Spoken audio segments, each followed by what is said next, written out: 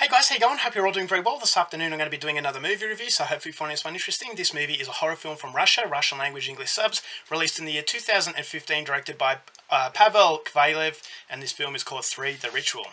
So 3: The Ritual is set in a rural countryside of Russia. You've got this disease that has basically wiped out a lot of people, and the main characters are two sisters who have recently lost their mother to this disease. So they're very paranoid about getting sick themselves, and they'll do everything in order to protect each other. But unfortunately, one of the sisters falls ill, and she's gone into a feverish coma. And so her condition is deteriorating, and the sister who's healthy is trying everything in her power to save her, but she can't basically find out what to do. So the priest, who knows this family very well, tells this healthy sister that he can actually perform a ritual which will allow this sister to go into the subconscious mind of her ill sister in order to try and unlock a few things in order to get her back. But in order to do this, the disease has caused a lot of monsters to be created within the subconscious, which is going to make her quest in order to save the sister not only a very complicated one, but a very dangerous one. So whether or not the sisterly love can pull through and they both can survive this ordeal is something you're going to have to find out for yourself, because that's as far as I'm going with my synopsis. Now my thoughts on 3: The Ritual.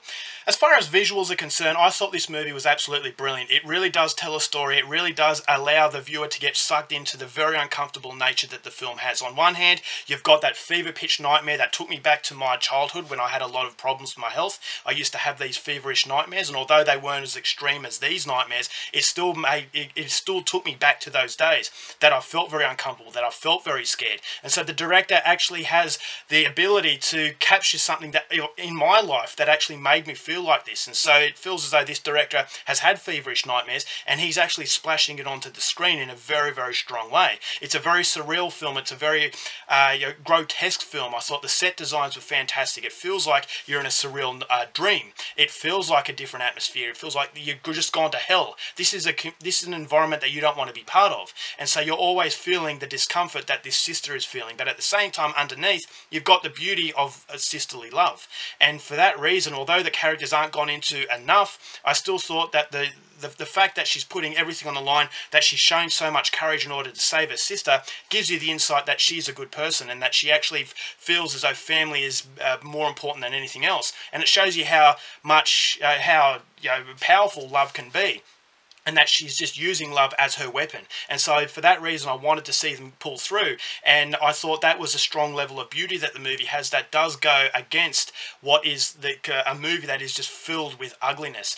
And not only do you have the ugliness of the visuals, but you've got that suspense levels of whether or not who's got this disease and who hasn't, whether it's someone sneezing or someone feeling a little bit cold. I always thought, the paranoia of actually catching that. For me, if someone's next to me who's had the bug, a stomach bug, and they've been vomiting everything, and I get paranoid that I'm going to start getting it, and all of a sudden I start feeling the symptoms. And that's exactly how I felt in this film. I thought to myself, all right, this girl is starting to get sick, I'm starting to worry. And all of a sudden it takes me back to my own insecurities as far as sickness is concerned. So the movie does hit you on a very psychological basis, but at the same time, that art house approach that the movie has really shines through. And that's something that is very reminiscent in Russian horror films, is that there's a lot of time and attention put into them as far as production is concerned. And that's what I love about Russian horror. But this movie also possesses the problems that I have with Russian horror. Now, with Russian cinema, I believe that their dramas are better than anyone else's. Is that these are movies that are commentaries on how harsh the Russian system is, and it actually upsets the Russian government. It upsets the Russian way of life. And that's something that I think is very ballsy. And so you've got directors such as Andrei Svyentsev, who was one of my favourite directors, who's directed a whole host of dramas that have a very basically a political message, but they're done in a way that is very cold and very dreary, and it feels like there's no hope at all. And the horror films are very much the same, but I just don't think they have the depth that the dramas have. And I think that if the actual horror movies had the depth that the dramas had, they'd be a front runner as far as horror films are concerned. So the movie only goes for about 70 minutes, which is something I really liked.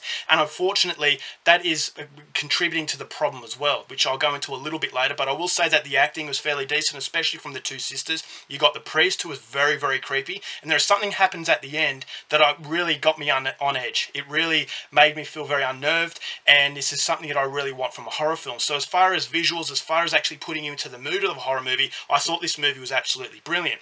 But unfortunately, as I said, the contrasting difference between horror in Russia and drama in Russia is that it doesn't have a solid heart. This movie is all about art house. The movie is all about making you feel uncomfortable, but unfortunately you notice that something is lacking, and what's lacking is that underneath the content. And so after you see all the art house and everything and the movie finishes, you'll say to yourself, okay, I experienced that, but I didn't really get connected on an emotional level. I was just actually going through the visual base. And so I think that if the movie went for a little bit longer, it could have actually fleshed out these characters like their dramas do, and I thought it would have hit me on a much more bigger impact, and it would have made the film even scarier than it actually was. And so that was ultimately the biggest criticism of the film, but at the same time it is a very psychologically haunting movie as far as sickness is concerned. It will make you feel sick, it will make you feel very uncomfortable, you need a shower at the end of it. You got some grotesque creature design that was very practical that I really liked, and I just thought it was one of the most uncomfortable experiences I've had in quite some time. But as I said, unfortunately it's not complemented by a strong heart that keeps the movie beating from start to finish, but it's still definitely a movie that I would recommend. So overall, for 3 The Ritual, going to give this one 3 stars. Alright guys, that's it for my review. Hope you enjoyed it. Till next time, keep watching movies, and I'll see you later.